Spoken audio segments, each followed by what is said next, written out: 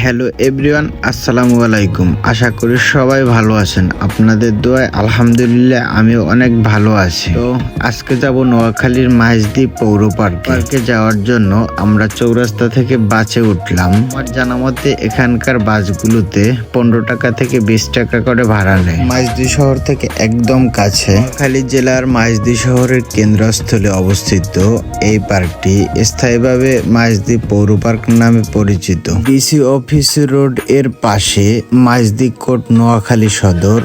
এটি মাইজদী শহরের প্রধান এলাকায় অবস্থিত, তাই সহজে পাওয়া যায়। পার্কটি মূলত একটি সবুজ ও শান্ত পরিবেশের জন্য পরিচিত। এখানে রয়েছে ল্যান্ডস্কেপিং ও সবুজ গাছপালা, হাঁটার জন্য ওয়াকিং ট্র্যাক, ফুলের বাগান ও খোলা মাঠ, শিশুদের খেলার জায়গা, দোলনা ইত্যাদি ইত্যাদি, বসার জন্য বেঞ্চ ও বিশ্রাম স্থান, ছবি তোলার সুন্দর স্পট। অনেক সময় এখানে স্থানীয় সাংস্কৃতিক অনুষ্ঠান ও উৎসব অনুষ্ঠিত হয়। তবে আকর্ষণীয় বলতে পার্কের ভেতরে একটা শহীদ মিনার রয়েছে। এটি ভাষা আন্দোলনের স্মৃতিচিহ্ন হিসেবে গুরুত্বপূর্ণ। সময়সূচি বলতে সাধারণত সকাল 6টা থেকে সন্ধ্যা 6টা পর্যন্ত পার্কটি খোলা থাকে। আপনি কি এখানে ঘুরতে যাবেন?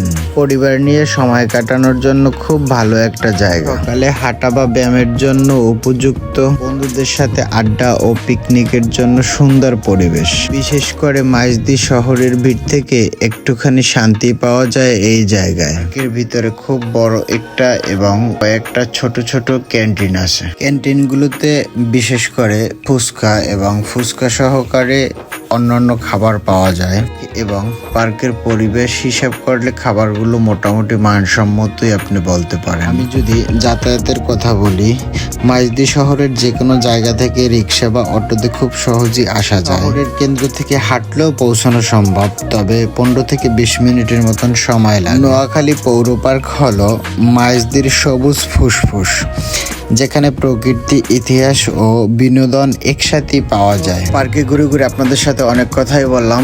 আজকের ভিডিওটা এখানেই সমাপ্ত। সবাই ভালো থাকবেন, সুস্থ থাকবেন, আমার জন্য দোয়া করবেন। আল্লাহ হাফেজ। দেখা হবে পরবর্তী কোনো নতুন ভিডিওতে।